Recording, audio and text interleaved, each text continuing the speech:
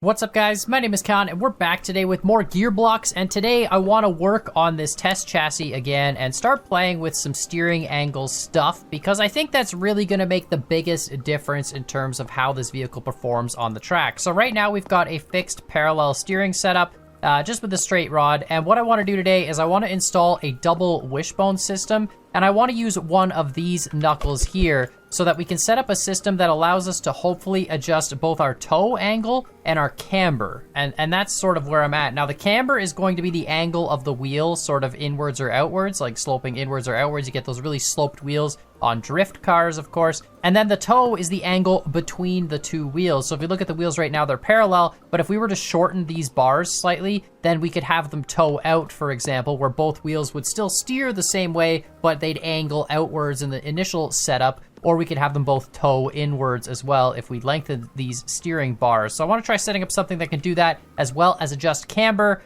I don't really want to put suspension on it just yet because I want to sort of, again, go through each setting on the car one at a time. And of course, the third angle thing that we're missing, which I don't think we're going to do today, but it's something that's important to talk about, is Ackermann angle. Ackermann angle is, of course, just the mounting geometry of the steering rack, which allows our wheels to turn at a different radius as you go around a corner. So if you think about it, when we go around a corner, the inside wheel turns at a different sort of curve than the outside wheel, right? And the Ackermann angle is what allows that to happen. And in order to do that, this member here that's parallel to this member, we actually have to kind of angle them both inwards. And if we angle them inwards, that's our Ackermann angle, which of course determines, the changing in geometry. Ideally, according to a bunch of things, I'll post a diagram, but ideally we need these bars to angle and keep an angle maintaining themselves somewhere at the very back of the vehicle, and that'll give us a nice Ackermann geometry. I think actually these might give us an Ackermann angle. This one has a ball,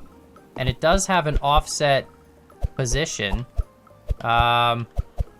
Yeah, so if we actually look at this gives us an Ackermann angle right off the bat because the ball is offset from that. And then if we duplicate that to the other side, okay, so we'll try it with this steering linkage. This should give us an Ackermann angle where our inside wheel, whereas this is a parallel one. You can see the front and back pivot points are lined up, but here the pivot point is actually lined up inside. So if we connect this to the steering rack, as the rack turns, it should give us a different radius inside and out. So this actually might work. We might be able to do all three in one.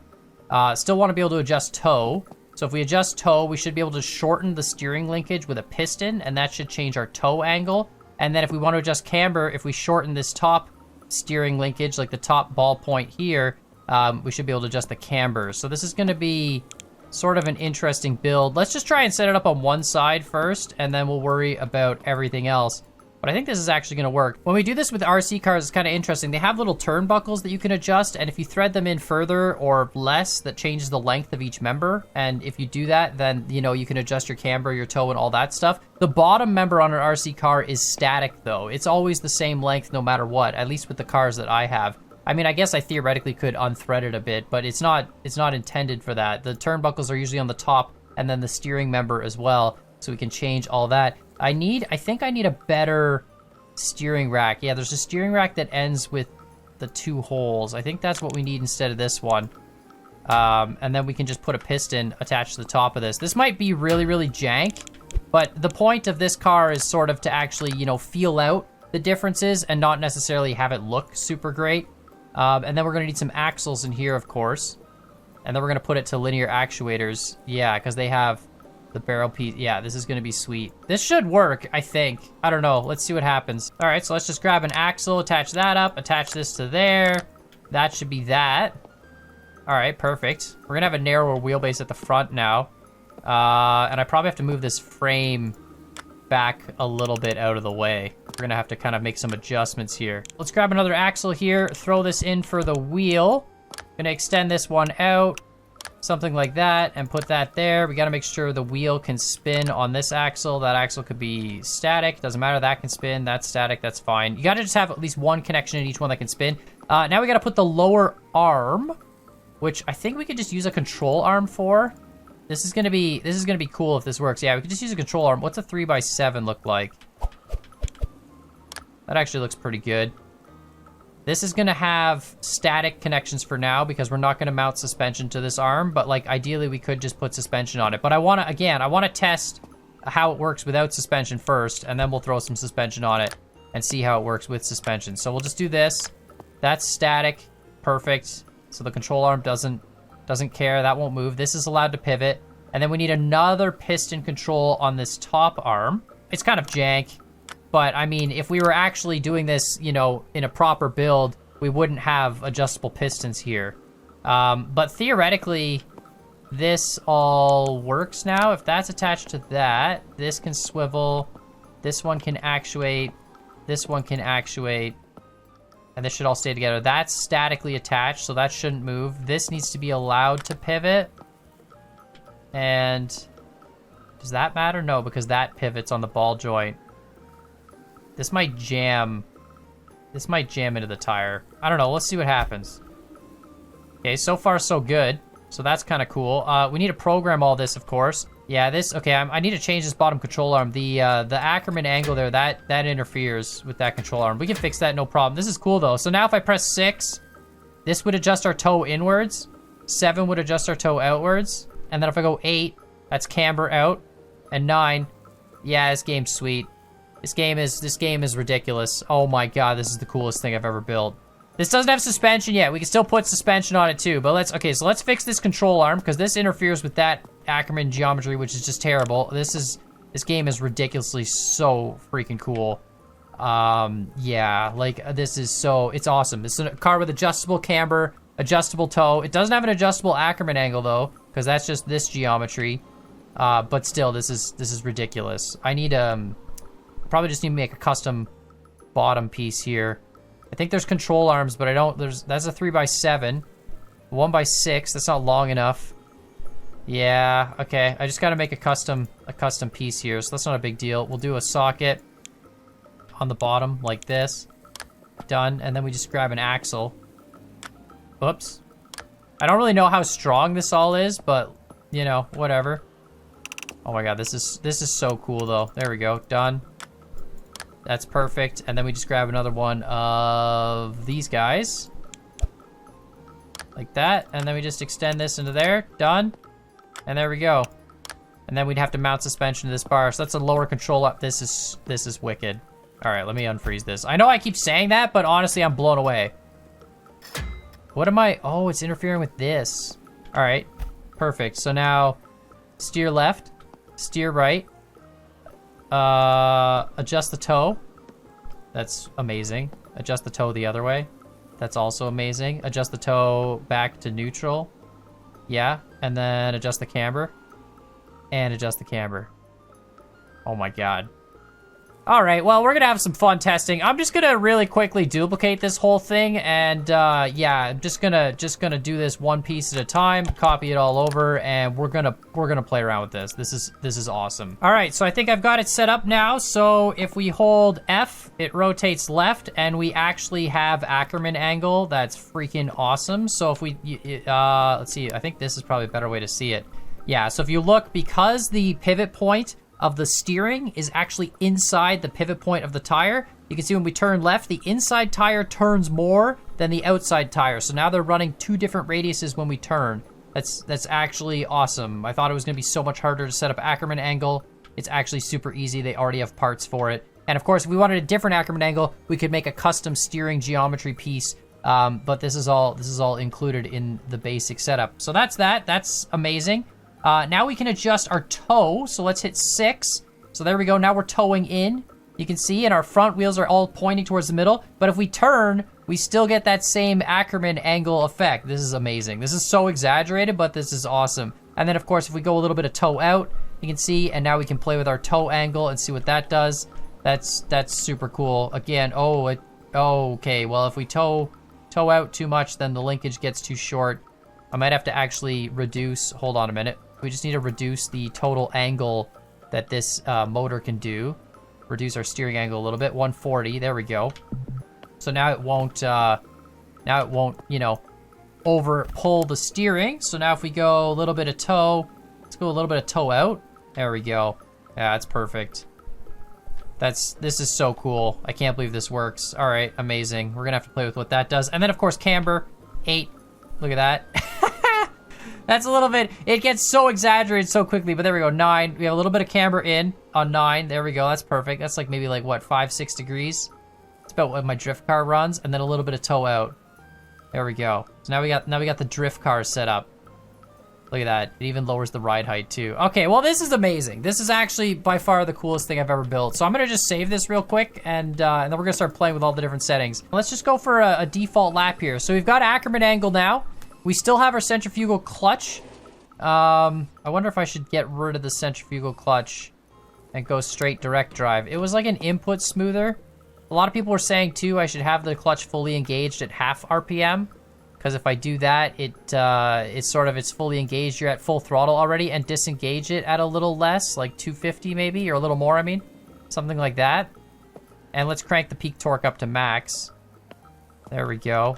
All right, and then let's see. That's a little bit better of a throttle response. All right, we're gonna lock up. And actually, to be perfectly honest, I don't really want a centrifugal clutch at all on this setup. I'd rather just straight drive this. So let's get rid of it entirely. Just delete this out, and then just extend the axle back into that. There we go. We've already got a differential, and we've got brakes on the axle, so I'd rather just not have the clutch. All right, so here we go. We're gonna have a lap. I think my best lap before was 117. Look at the front. The front's lower. I made mistakes. I accidentally gave it a bit of an angle. Because I didn't bring the front. Oh, because I brought the front up one with the knuckles. The knuckles should be down one more. It doesn't matter. It's fine. All right, so we're going to do a test right now. No camber changes, no toe changes, and our back axle's a little wide, but it's fine. We're just testing Ackermann angle right now, and I think my best time before was a 117. I can't believe there was Ackermann geometry already built into this game. I mean, we could build it ourselves, again, with just some blocks, but it's sweet that it exists. Just locking up that rear. Oh my goodness, it's a drift machine. That was so good. I'm terrible with the camera, but it was amazing. I just tapped the brake, locked up that rear axle. It grips up so nice. Look at that, you get a little bit of slide. Okay, Ackermann angle is like critical. If we had suspension too, which, you know, we'll do that in a future episode. We'll look at different suspension setups. But this is amazing. This is actually pretty similar to how my RC cars are set up, to be honest, with the adjustable top and middle, and you know, it lets you play around with all those different settings on an RC car, which makes a big difference, believe it or not, when you're doing real life drifting. All the different toe angles, Ackermann ankles, and oh my god, we lost it there. This thing's sweet. Are you serious? That did not count? Oh my god. This is awesome. I can't believe how good this car is now. I mean, I need to make some more adjustments. I'm gonna have to learn how to build cars too that have like fixed geometry without pistons. I feel like there's got to be a way to like put a camber on a car without using a piston setup like this. But I mean, if we have to, we have to. This is super cool. That was a bad lap. I'm gonna reset. Now, according to this handy dandy sheet that Cosmo gave me for drift RC tuning effects, if we increase the toe out, it will help us avoid understeer. And if we increase our toe in, it'll help us avoid oversteer, which means if we toe in, it'll want to understeer more. So it'll want to slide out more. And if we toe out, it should want to stay in more. So let's try a little bit of toe out, which means our front wheels have to point outside. No, that's camber. Whoops, I pressed the wrong button. Let me put that camber back. There we go. I should probably just, you know what? I'm just going to reset because I don't know if the camber, if I just freeze the whole thing, it should reset to default. I should really put like level meters, like, you know, have little screens so I can display what the settings those pistons are at, but it doesn't matter. Anyway, so toe is 8. No, that was camber. 7. 7 is toe. There we go. So that's a little bit of toe out. You see our front wheels are pointing outwards. On my RC car, it's maybe 5 degrees on my one of my drift chassis. My other drift chassis is interesting. It's a shorter wheelbase and it has way less toe and it drifts very, very different, but I personally think it drifts a little bit better. But anyway, here we go. A little bit of toe out because we're still understeering, and this should help us, you know, not understeer as much when we go around corners. And 3, 2, 1, go. Full speed. I'm still trying to beat that 117. I should hook up my controller too. I literally have my controller sitting in my lap, and I'm still driving mouse and keyboard, which, to be honest, doesn't really matter too much. Obviously, with a controller, you can get, you know, more precise inputs. Ooh, that's still understeery. Oh my god, it likes to drift though.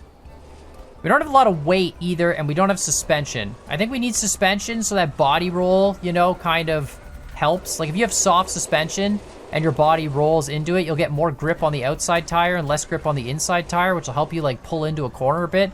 Happens a lot in drift cars. We ran super stiff suspension before on our drift cars, and then we realized like after we rebuilt them and did it proper that soft suspension is kind of better. Just gives you more control. This isn't bad though. I might adjust the toe a little bit more. It does feel less understeery, actually. It's kind of crazy. The drifts are amazing. It's so controllable. This is actually really cool. It's amazing how just a few small changes and the car drives a million times better than it did in the last episode. This is so crazy. And we haven't even put suspension on it yet. This is literally just adjustments for the axle. Okay, so this is the best lap for sure. A 112. Let's loop back around, do another one. I'm gonna put more toe on it. And then we'll put a little bit of camber. All right, so I reset the car to default. So this time let's leave the toe as is. And let's just camber in a little bit. Just put a little bit of camber in. And that's it. Which in turn, it's gonna bring the toe in a little bit. But we've got a little bit of camber now. And, oh my God, it pulls. Oh, my camber, uh-oh. Hold on a minute. The camber, it breaks this connection. Oh, because that's not a swivel. That's not good. Oh, shoot. I need that to... hold on a minute. I might have to change that somehow. I need this pin to be allowed to swivel on an angle. Like, this whole bar has to be allowed to swivel. All right, I think I fixed it. I kind of extended the steering column up a little bit higher. But now we've got, you know, a swivel point here and then a swivel point here. So hopefully that lets it, you know, do its thing without actually screwing up. So if we press 8, yeah, now it can camber out. And it doesn't break that axle. And now if we press 9, it can camber. Oh, it breaks it a little bit. Ideally, this needs to be another ball joint. Like, it needs to be a ball joint that connects straight from this piston to there, but I couldn't really figure out how to do it. I mean, to be perfectly honest, we shouldn't be doing that kind of camber anyway. But yeah, let's just freeze this again. I'm gonna save it. I'm gonna try it this way, but I think I need to work on that geometry a little bit. It's not great, obviously. I need to make this a third ball joint. Ball joints are like your best friend when you're dealing with this kind of thing. It lets you just do all sorts of fun stuff. But anyway, let's give it a little bit of camber. Well, that's not the right button. A little bit of camber that way. There we go. And let's adjust the toe back over. There we go. So it's pretty much just straight wheels, but it has a little bit of camber. And oh, okay. I don't know if it's gonna work. I think my camber might actually just break the geometry of the game. But let's see. It does seem to want to pull to the left a little bit with the camber for some reason. Or to the right, I mean. I'm making adjustments to the left. It's not bad though. Way more understeery with camber, but we also got rid of the toe angle. Although, to be honest, once it's committed to the corner, it's actually pretty good. Camber, I think, would work a lot better, too, if we had suspension. Helps, you know, when your tire leans into it. But this actually isn't that bad. I don't know why it pulls to the right, though. Something with that geometry is still messed up, I think, where the knuckle it's getting stressed. Kind of like a suspension glitch in Scrap Mechanic. I think it's sort of the same vibe. But overall, not bad. Not bad at all. I think toe makes a bigger effect, though, on your ability to drive. And Ackermann angle obviously makes a huge effect, but I think toe is much more important than camber. Oh my God, it weirdly, it pulls for some reason. Hold on, let's just do a live adjustment here. It's still gonna be a good lap. Yeah, look, if I straighten the camber out, it stops the pull. I don't know why it has it a little bit. Oh, but I can actually, hold on, I can adjust the toe out. Oh my goodness, holy cow, that was interesting. That was Understeer City. Hold on a minute. I kind of live tuned it there. It's like a weird combination of toe and camber gives it a bit of sliding it. Now it's like, ooh, this is a really good feeling. Okay, let's go do a lap with this setup. This is cool. There's so much you can tune now. It's crazy. Like, I'm gonna have to actually figure out how to do all these geometries on a static creation rather than something with the pistons. I think the pistons, it's too much jankiness if you were to try and make like a race car with this setup. It's cool to be able to adjust it, but definitely gonna have to build some static creations that have some fixed camber angles and see how that goes. This is really, really cool. Let's try this now. A fair amount of camber, not a lot of toe. A little bit of toe in, but not too much.